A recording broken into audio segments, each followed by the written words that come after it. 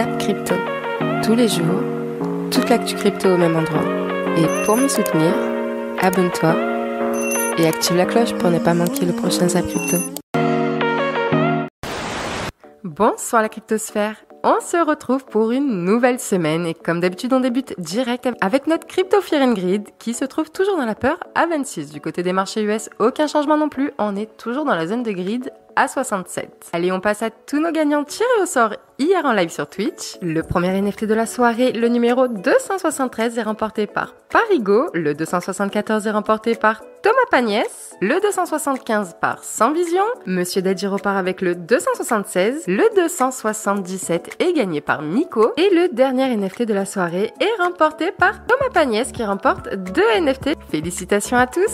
Après bientôt un an de giveaway, c'est toujours un plaisir de vous donner un petit bout de la chaîne. Et si tu es en train de te demander comment tu peux remporter toi aussi un NFT, tu as juste à laisser un petit commentaire sous les apps crypto. En parlant de ça, le NFT du jour sera un peu spécial. Déjà, comme vous avez pu le voir, elle est très enfantine, mais la news qui est rattachée est vraiment géniale. Vous allez découvrir de nouveaux outils pour les plus jeunes pour qu'ils puissent s'initier au Web3. Alors j'aimerais beaucoup que ce NFT revienne à un enfant, donc si tu es parent, grands-parents ou que tu as des petites cousines ou des petits cousins, laisse ton petit commentaire comme d'habitude, mais rajoute-y un petit emoji bébé. Bon, pour tous ceux qui sont sur ordi, je vous mettrai le emoji dans les commentaires pour que vous puissiez copier-coller. Et du coup, dimanche, je ne tirerai au sort que ceux qui ont ce petit emoji dans leur com. Si tu es tout nouveau sur la chaîne, sache que tu peux retrouver sous chaque Zap Crypto en description tous mes réseaux en cliquant sur le lien juste ici et du coup tu auras accès à mon Insta, à mon Twitter, à mon Twitch, etc.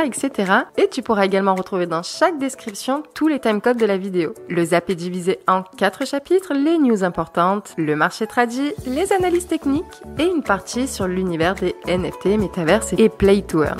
Donc si le Zap te paraît un peu long, tu pourras naviguer beaucoup plus facilement en fonction des news qui te plaisent le plus. Vous pouvez vous installer confortablement. Votre Zap va commencer. Je vous souhaite une excellente semaine. On se retrouve demain pour une nouvelle vidéo. C'était Zap Crypto.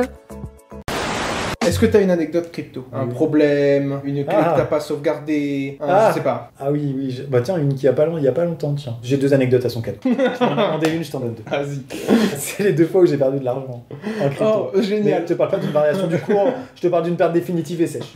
Ça t'est déjà arrivé? Ah bah oui. Moi, je t'aurais appelé, j'aurais tenté un truc, j'aurais... Il y a des gens, ils m'appellent, ils font j'ai fait ça, on est bien d'accord. L'espoir est mort. Oui. C'est histoire d'être sûr. Alors la première, la somme, j'ai même pas envie de la dire. La deuxième, c'est $28. Mais c'est marrant quand même. Et techniquement, c'était comment la première? C'est quoi? Ah bah c'était Terra Luna, mais la manière dont ça s'est passé. Donc j'avais de l'UST qui est le stablecoin attaché à Terra Luna. Maintenant il n'y a plus besoin de le présenter, quoi. Une très belle technologie. Et j'avais une somme en UST. Donc l'UST qui est censé être corrélé au dollar, comme chacun sait. Encore une fois, ma vie ce n'est pas la crypto et je check jamais mon portefeuille. Je m'en tape. Et je sais pas pourquoi. Ce soir-là, je suis devant la télé et on regarde avec ma femme une série Netflix qui m'ennuie. Et je suis à un stade d'ennui tellement avancé que je me dis là je vais aller voir mon portefeuille crypto. Et mon portefeuille crypto est essentiellement composé à ce moment-là de stablecoin. Ok? Donc je sais normalement pas de surprise en plus. Elle devait vraiment être chiante ta série. Voilà. Aller checker son solde alors qu'il est essentiellement stable par définition, c'est que vraiment tu t'ennuies.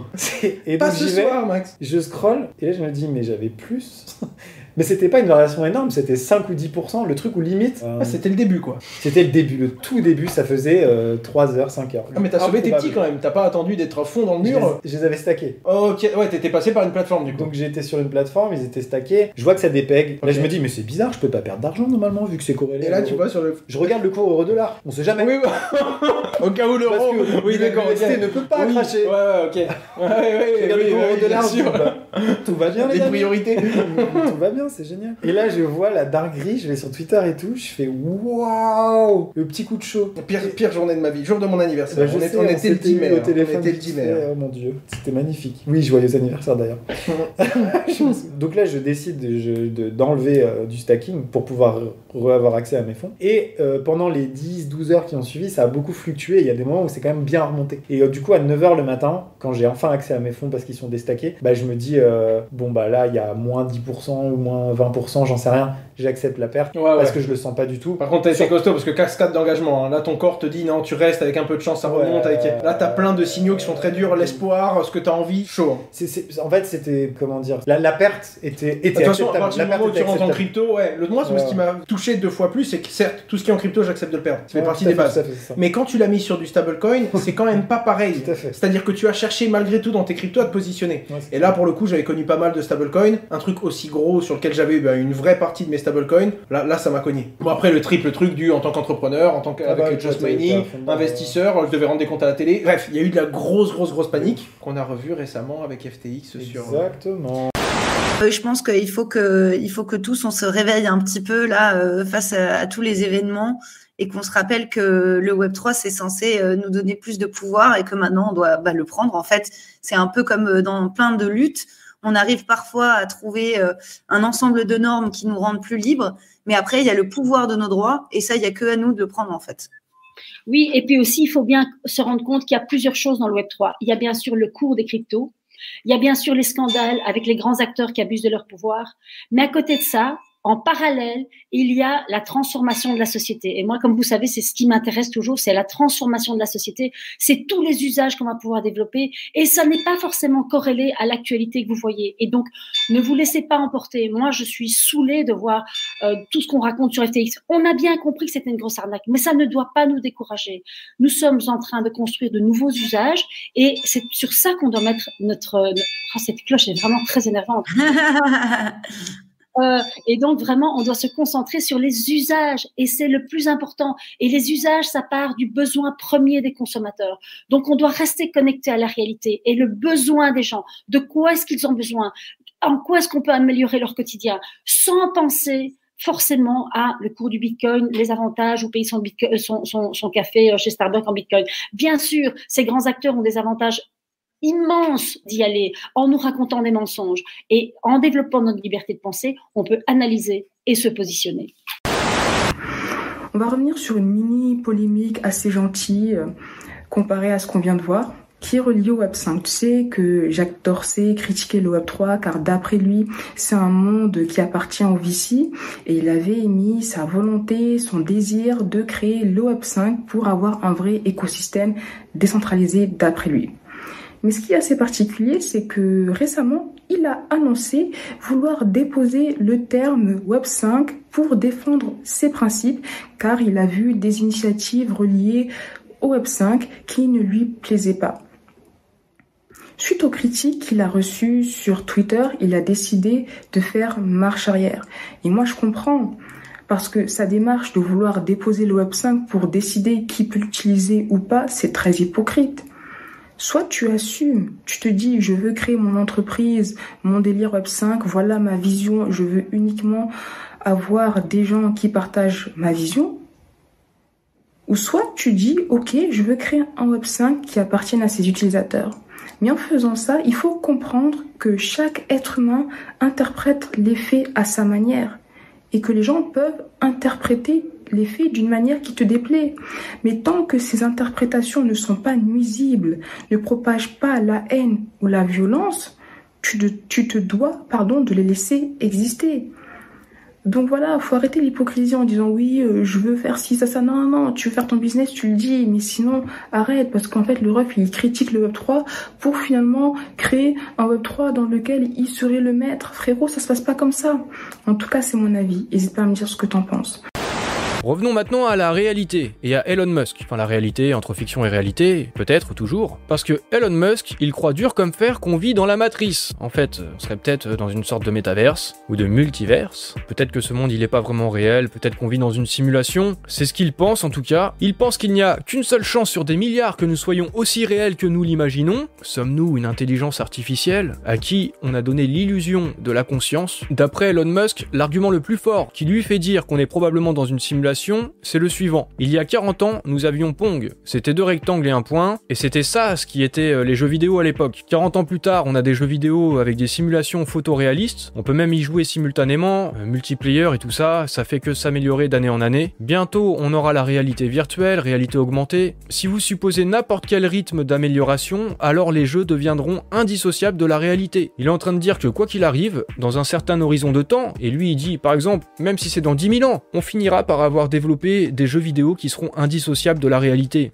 Des simulations quoi. Et que c'est des jeux qui pourraient être joués par n'importe quel box ou PC dans ce futur. Et dans ce futur, il y aura probablement des milliards de tels ordinateurs ou box. Donc les chances qu'on soit ancré là vraiment dans cette réalité et qu'on croit vraiment réelle, elles sont vraiment très réduites. Il y a vraiment beaucoup plus de chances qu'on vive vraiment dans une simulation en fait. Donc là, est-ce que c'est la réalité ou est-ce que c'est la fiction? Dites-moi ce qui ne va pas avec cette argumentation. Est-ce qu'il y a une faille dans l'argumentation? Donc voilà, on vit dans la matrice. Et vous en penserez ce que vous voulez. De nombreuses personnes, justement, commencent à s'interroger sur la ou les raisons pour lesquelles SBF, par exemple, n'est toujours pas mis en examen, on n'est pas incarcéré.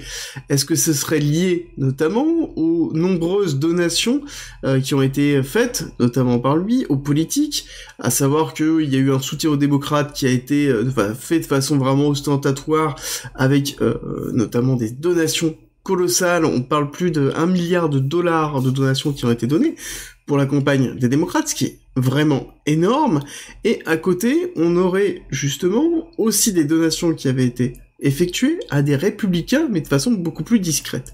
Elon Musk, justement, a fait un tweet dessus et parle de quand même 1 milliard réel de donations qui a été donné aux démocrates, ce qui est vraiment énorme. Et donc forcément, il y a toute une notion de protection. Comment ça se fait que quelqu'un puisse se pointer d'ordre général aux US et ne pas être incarcéré, vivre correctement. Classiquement, on sait où il se trouve aux Bahamas, il n'y a pas de problème, il n'y a aucune tentative de saisie de cette personne ou de saisie de ses biens pour pouvoir rentrer, alors qu'on sait réellement qu'il y a eu une malversation dure. Bon, ok, comment c'est possible? Comment ça se fait? Et on est en train de voir d'autres choses, c'est que là, par exemple, je vous ai mis un tweet qui est tombé hier, qui est justement le fait qu'on a reconnu Caroline, qui se trouve ici, et on demande une confirmation. Est-ce que c'est bien elle?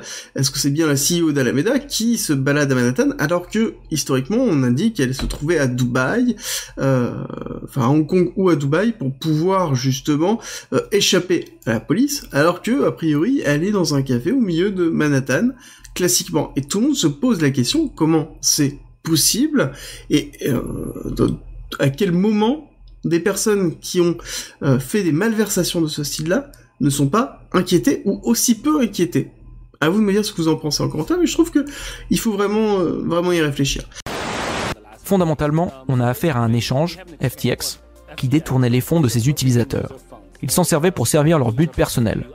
Et un déclic s'est produit lors des dernières semaines. Ça a commencé par un article sur CoinDesk. Puis mon équipe m'a contacté pour me dire que nous détenions encore beaucoup de jetons FTT et pour me demander si nous devions les vendre. J'ai dit oui. Le lendemain, donc, une grosse transaction a été signalée par Whale Alert, indiquant qu'une quantité de FTT de 580 millions de dollars de valeur avait été transférée à Binance.com. Mon équipe m'a confirmé que c'était bien notre transfert. Ensuite, nous avons eu des discussions en interne pour savoir si nous devrions être transparents à ce sujet.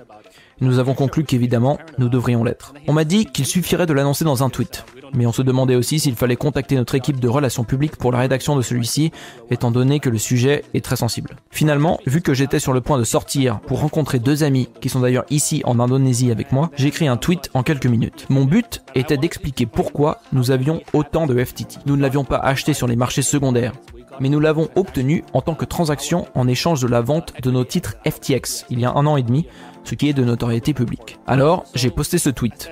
Et honnêtement, je ne m'attendais pas à ce que mon téléphone soit bombardé de messages pendant le reste de la soirée. Cette décision de vente a été en quelque sorte la goutte d'eau qui a fait déborder le vase. Et tout ça, c'était avant que SBF ne m'appelle 24 heures plus tard.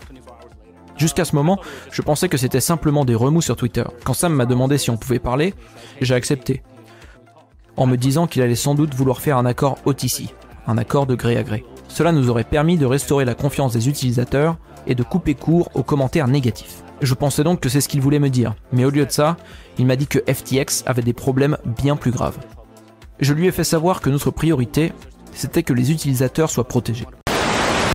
Parlons maintenant de la difficulté de minage du Bitcoin. Elle va connaître une baisse significative. C'est une baisse de l'ordre de 7-8%. C'est quelque chose qui n'a pas été vu sur toute l'année 2022. On aura les chiffres exacts la semaine prochaine, mais voilà, les premières estimations, on parle de 8 à 7%. Pourquoi ? Parce que ça commence à être vraiment pas rentable de miner le Bitcoin actuellement. Il y a plein de personnes qui sont en train d'éteindre leur machine, d'éteindre leur ferme de serveurs. Il y a plein de mineurs qui sont vraiment pas du tout rentables en ce moment. Des sociétés de minage qui sont en difficulté. Je suis preneur de voir s'il y a des mineurs de Bitcoin dans la communauté et qu'est-ce que vous pensez de la situation actuelle.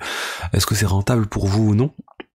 Et on peut voir en fait que le hash rate il a augmenté fortement depuis un certain temps. En fait, plutôt la difficulté de minage a augmenté. C'est-à-dire il est de plus en plus compliqué d'être rentable parce que il y a trop de compétition en fait et du coup le minage c'est quelque chose qui est plus rentable quand il y a moins de compétition.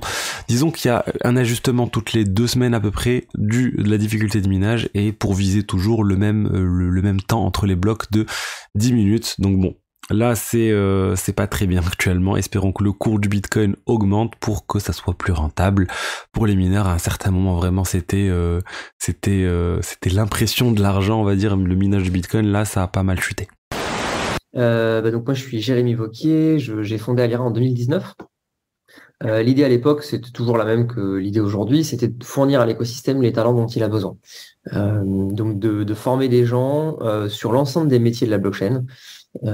Et permettre aux entreprises blockchain de recruter des gens qui sont qualifiés quoi tout simplement.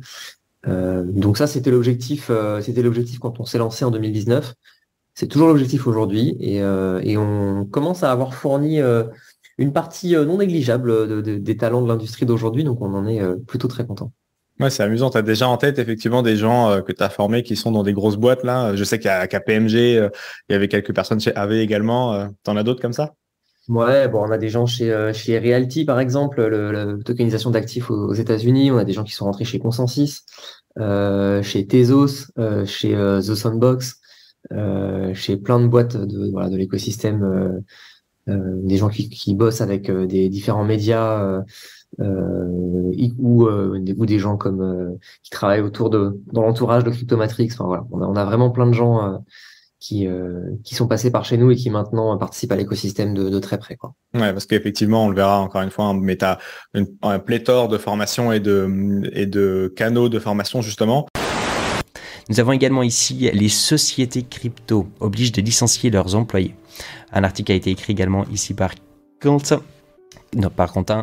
Et c'est quelque chose d'assez choquant, hein, parce que c'est vrai que quand on voit Binance aujourd'hui qui ont fait que recruter la dernière année, ils ont eu plus de 2000 personnes encore supplémentaires, quasi d'ici fin de l'année, ils essaient d'avoir à peu près 8000 personnes. Début de l'année, ils étaient à peu près à 5900 employés.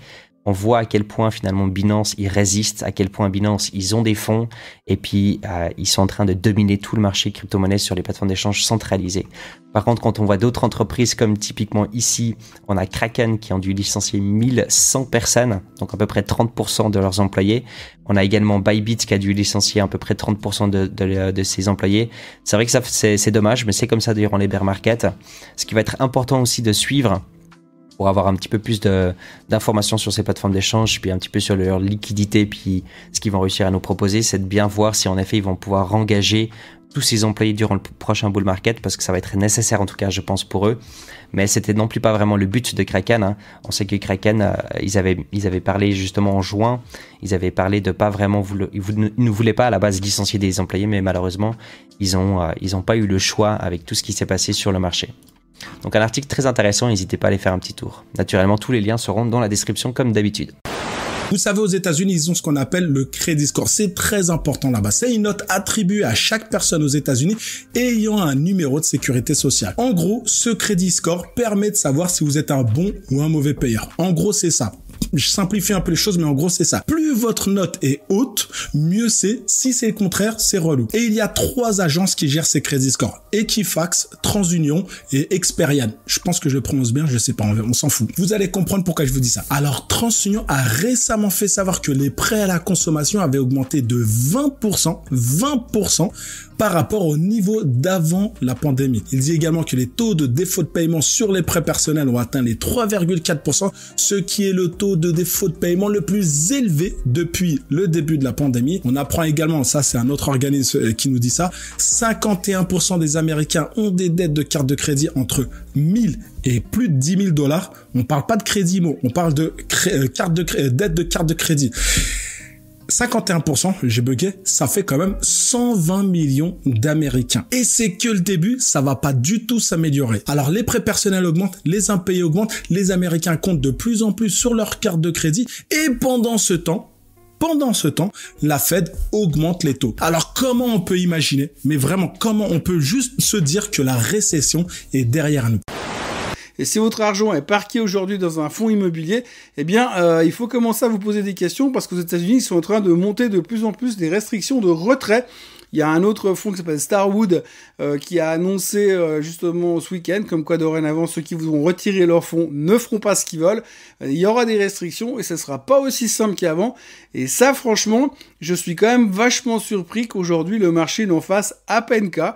Mais on est quand même en train de nous dire qu'on nous a fait investir dans des fonds d'investissement et qu'à un moment donné, on peut vous dire « Ah non, mais c'est votre argent, mais vous comprenez, vous pouvez pas vraiment le retirer tout de suite. » Alors vous me direz, c'est pas encore la fin du monde, mais ce genre de situation, ça veut pas non plus dire que ça va super bien. Et je suis persuadé que si on avait aujourd'hui un énorme fonds d'investissement américain ou européen qui disait « Ah, aujourd'hui, écoutez, on a un fonds en action, mais là, on peut pas vous laisser retirer l'argent parce que vous comprenez, le marché, il a trop baissé, ça nous arrange pas beaucoup. » Et je suis pas certain que ça passerait super bien. Et pour l'instant, la pilule du côté des fonds immobiliers semble passer relativement bien.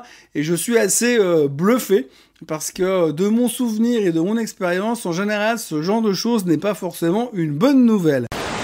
Les chiffres du chômage, 3,7% par rapport au mois dernier, ça ne bouge pas. Ah, le marché n'a pas aimé ça du tout, le marché n'a pas aimé ça. Le taux de chômage aux États-Unis est resté inchangé à 3,7% en novembre 2022, ce qui correspond aux attentes du marché et reste proche du plus bas de 29 mois de septembre de 3,5%. Le taux de chômage se situe dans une fourchette étroite de 3,5 à 3,7% depuis mars 2022, ce qui suggère que le marché du travail tendu continuera probablement à contribuer aux pressions inflationnistes dans la plus grande économie du monde par un certain temps encore. Eh oui, le marché du travail américain se porte trop bien, mais non, nous on veut les gens au chômage, on veut que les gens arrêtent de travailler, bordel, il faut lutter contre l'inflation, là, on n'a pas que ça à foutre aussi, là. Janine, c'est bientôt 17h, faut rentrer à la maison, là, on a l'inflation à défoncer, là, bordel. Bon.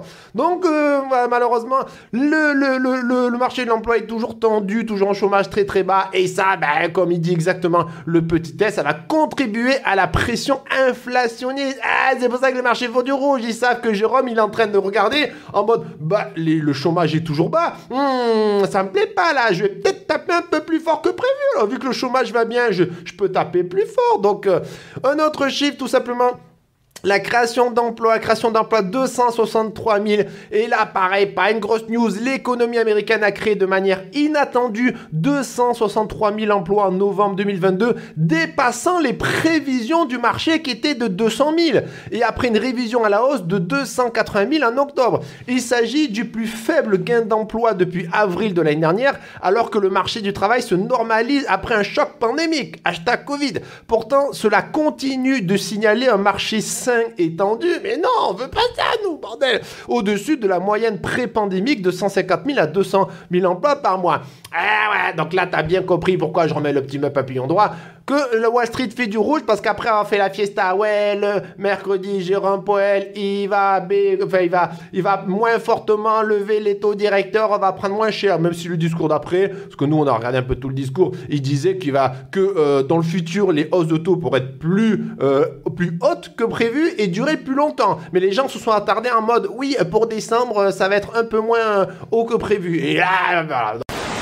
calendrier économique avec pas grand chose cette semaine. On risque d'avoir une semaine plutôt calme en termes de news, si ce n'est les news autour de l'emploi, etc. Mais finalement, pour les news qui intéressent vraiment Bitcoin, pas grand chose. Par contre, attention, je le redis encore une fois, attention, 4e fois. La semaine prochaine, qu'est-ce qu'on a? On a un FOMC le 13 et 14 décembre, mais surtout, le jour même où le FOMC commence, on aura le CPI du mois de novembre qui va sortir. CPI, c'est l'indice des prix à la consommation. Ça va nous dire, est-ce qu'on confirme le ralentissement de l'inflation qui s'était fomenté, entre guillemets, au mois de octobre, ou alors est-ce qu'en novembre, les prix ont repris à la hausse? Le SP500 qui lui arrive sur un seuil technique très important où normalement il devrait reprendre sa tendance baissière qu'il a entamée donc depuis le début de l'année. Elle est matérialisée de manière très propre par cette trendline. Vous voyez ici on a une touchette, une deuxième, une troisième et là on est sur la 4e, on est pile dessus. On est aussi sur un niveau où on a trouvé des tops. Vous voyez ici un top, ici ça a servi de support, ici pareil, donc le niveau des 4100 points, 4200 points, globalement on a aussi un top qui est un poil plus haut ici, mais c'est clairement ici, c'est pour ça que j'ai marqué confluence technique, que la bascule entre les haussiers et les baissiers va se faire. Si on arrive à s'installer au-dessus des 4200 points, clairement le SP500 redevient haussier en hebdomadaire. Vous voyez aussi au niveau des moyennes mobiles, regardez, elles sont en train potentiellement de repasser dans une configuration haussière. Et clairement, si on s'installe au-dessus des 4200 points, là on aura de nouveau une configuration haussière comme ce qu'on avait connu ici durant tout le mouvement haussier depuis le Covid. Donc là, on arrive vraiment sur le seuil technique important entre les haussiers et les baissiers. Et vous voyez, il y a tous les indices qui sont généralement corrélés, qui se mettent plus ou moins en phase en même temps. Le dollar, on a le niveau clé des 105-100 points. Et pareil, du coup, sur le SP500. Donc clairement ici, il faut se méfier. C'est pour ça que j'attends clairement d'avoir les confirmations. Alors, la hausse a été aussi due grâce à la baisse du dollar. Donc, la baisse du dollar a vraiment aidé les indices boursiers, notamment en Europe, puisque la hausse du dollar était vraiment a beaucoup affecté les indices européens. Mais du coup, la baisse du dollar a été aussi bienvenue pour la bourse plus européenne, tout ce qui est CAC 40, le DAX, qui a superformé les autres indices. Donc, si on regarde au niveau du S&P 500, on peut le constater que justement la hausse a été aussi partiellement aidée par la baisse du dollar, puisque une baisse de dollar égale une situation financière plus accommodante et donc ça aide un petit peu les marchés boursiers à court terme. D'ailleurs, là, on commence à voir la divergence entre le RSI et des plus bas au niveau du dollar. Donc ça aussi, c'est un indicateur en plus qui dit que le risque-reward là actuellement que c'est plus risqué actuellement d'être long sur les marchés à court terme, je parle à court terme bien évidemment, puisque là on voit qu'il y a des divergences et on ne veut pas rentrer dans un marché avec des divergences non plus, c'est pas le fun non plus. Et donc lui, le daily nous dit quoi? Il nous dit que tant qu'il n'y a pas de retournement ici, bon, après avoir chassé tous les acheteurs, donc absolument tous les stops de cette zone, tous les stops de cette zone, également les stops ici de ces creux ici, ici et ici, la structure bullish arrive. Et du coup, il faut chasser qui maintenant? Les vendeurs. Les vendeurs d'ici ont déjà été chassés. Ok. Donc quand c'est chassé, je vais mettre ici des petits tirets. Les vendeurs d'ici sont en train d'être chassés court terme. Et du coup, la prochaine zone de liquidité, elle est où? Elle est au-dessus de ça. Donc là, je mets un trait plein. Ok. C'est au-dessus de ça. Ensuite, vous avez pareil, la prochaine zone de stop qui sera au-dessus des 18 100. Donc pour moi, en daily, à l'instant T, tant que je vois pas de signaux de retournement court terme, genre un marché qui commence à ressembler à ça, et en gros, voilà, un marché qui ressemblerait à ça, je me dis, ok, en daily, ça reste quand même assez bullish. Et pour au moins venir chercher la prochaine zone au-dessus des 17 600, et on aura le premier arrêt. Et si ici ça break, comme vous le savez, on en a déjà parlé, vous avez la grosse zone d'imbalance ici de 18 500 jusqu'à 20 500 $, ok, avec la zone de rechargement de short ici, et donc les zones de stop qui seront au-dessus des 18 100 $. Et quand on voit un petit peu le volume profile, bon, c'est vrai qu'il y a un manque de business dans ces zones, donc je ne serais pas étonné, vu les stops des acheteurs chassés et l'accumulation des sommets descendants, qu'on puisse revenir faire un petit tour ici. Ça, c'est ce que me dit le graphique en daily. Pour l'instant, ça n'a pas changé. Vous voyez le creux dans le volume profile ici. C'est vrai que bon, il y a vraiment du business à venir ici. Enfin, on pourrait venir ici. Le point de contrôle, il est dans le 19 100. Donc, si jamais un retracement réaliste, ce serait jusqu'au 19 100. Après, bon, si on a du mal et que le marché commence à se reverse, bon, c'est que c'était simplement un retour en zone de rechargement. de short. Vous voyez que là, pour le moment, on a une Tenkan qui nous tient les prix à la baisse. Ici, on a cassé, invalidé derrière, cassure, invalidation derrière. Donc, attention à la potentielle cassure. Et la cassure ici, attention à la Kijun hebdomadaire qui descend. Donc, pour le moment, à moyen terme, qu'on le veuille ou non, le BTC reste baissier. On est en correction, hein, comme ici on a une correction, c'était une hausse, ici on a une correction, c'est une hausse, donc ça se joue, il n'y a pas de souci, mais on n'est pas en train de dire que ça y est, la baisse sur les cryptos est terminée, youpla boum, tout va bien dans le meilleur des mondes et on remonte chercher je ne sais pas trop quoi. On reste en tendance baissière de moyen terme.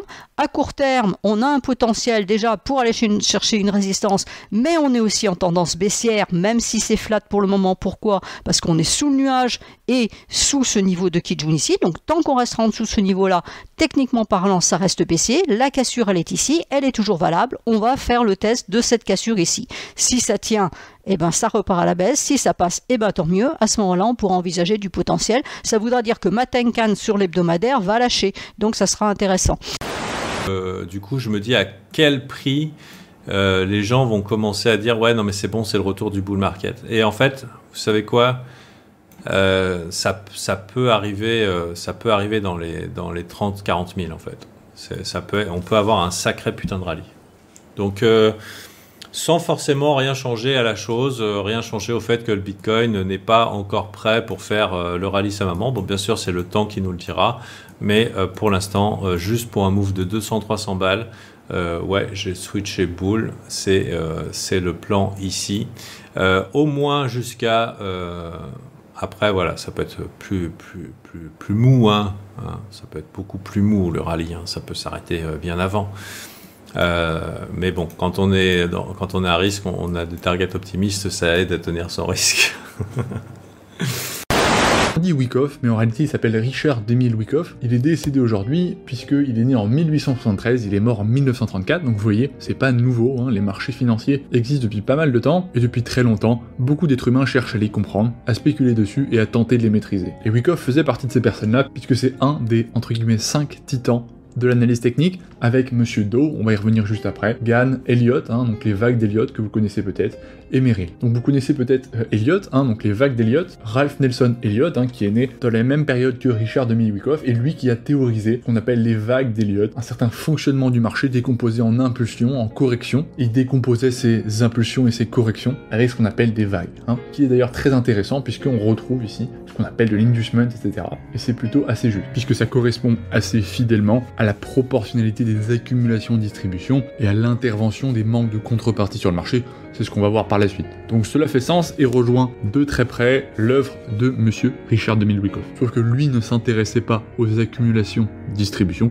il s'intéressait aux mouvements plus généraux du marché et à son comportement. Et ce concept est bien évidemment fractal, puisque ici vous voyez les vagues qui prennent place, les corrections qui prennent place, hein, donc c'est 5 vagues qui laissent place à une correction en 3 temps, un A, un B, un C, puis on poursuit en 5 vagues, puis avec un A, un B, un C, et en fait c'est fractal tout ça. Donc c'est-à-dire que ces 5 vagues en réalité, sur du plus long terme, en réalisent une, et ça donne ça. Vous voyez?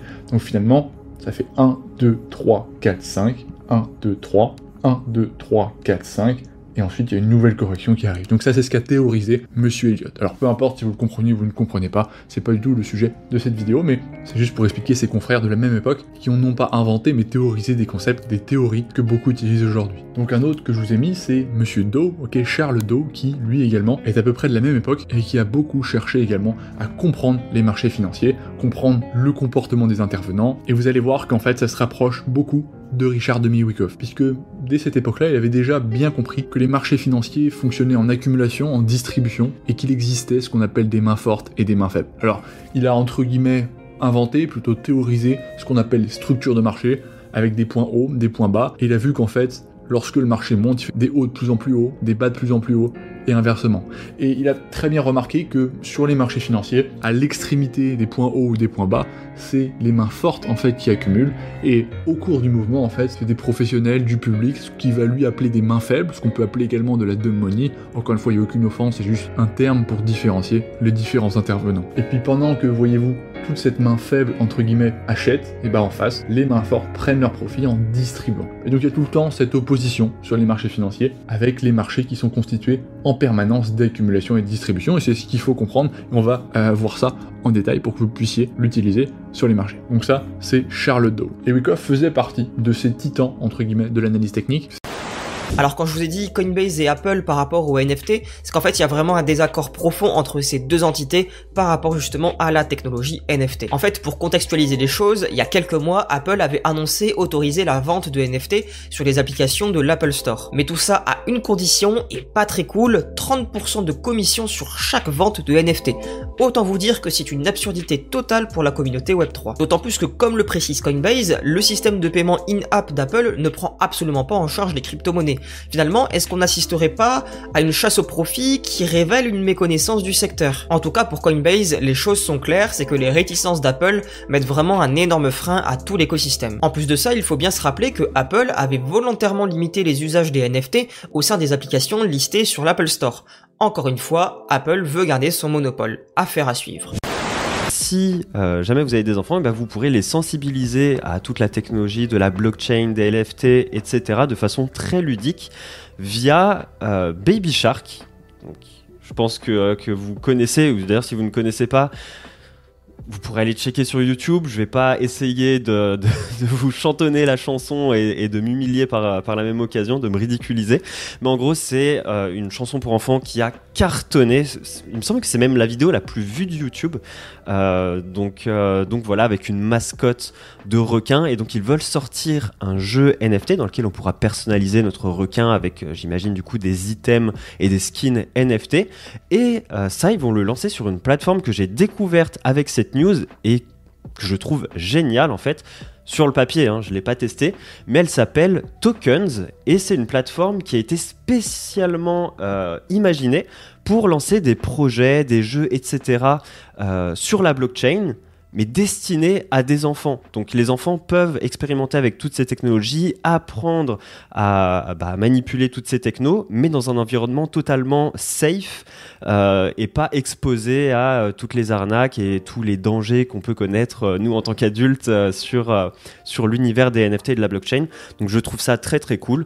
Donc ils peuvent gagner des tokens en regardant des vidéos qui leur apprend comment fonctionne la blockchain, les NFT, tout ça. S'ils regardent ces vidéos, ils seront récompensés avec des tokens qu'ils pourront ensuite utiliser dans différents jeux, etc. Donc je trouve ça très cool, comme je vous l'ai dit encore une fois, sur le papier. J'ai pas d'enfants, pas encore, donc je pourrais pas leur faire tester ça. À la limite, j'ai un chat, mais je sais pas si ça va très bien marcher.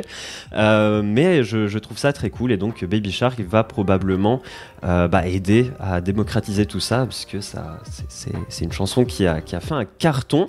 Et si jamais les enfants veulent jouer à ce jeu et que les parents sont derrière pour les inscrire sur cette plateforme-là, ce serait très cool. Et d'ailleurs, dites-moi dans les commentaires si vous pensez que c'est une bonne idée que d'exposer d'ores et déjà des enfants à toutes ces technologies-là, aux NFT, etc. Moi, je trouve personnellement que c'est une très bonne idée si c'est fait comme sur Tokens dans un environnement sécurisé, quoi, vraiment dédié aux enfants, avec des projets validés par une équipe qui est de modération, quoi, qui est là pour valider tout ça. Si jamais les enfants arrivent à apprendre dans un environnement sain, je trouve ça très cool. Mais je sais que ça peut faire débat, donc dites-moi dans les commentaires ce que vous en pensez. Le géant Animoca Brands lance un fonds de 2 milliards de dollars pour le métaverse. Voilà des bonnes news. Voilà, c'est Cryptos qui nous dit ça. Voilà des bonnes news. On n'a pas que des mauvaises news. Notre système s'écroule en ce moment. On se casse la figure. Mauvaise semaine, mauvais 15 jours, mauvais 3 semaines. FTX qui nous a tiré un coup de fusil. Puis lui, c'est un drôle de bonhomme aussi. Il revient, il cause partout. Tout le monde écoute, machin.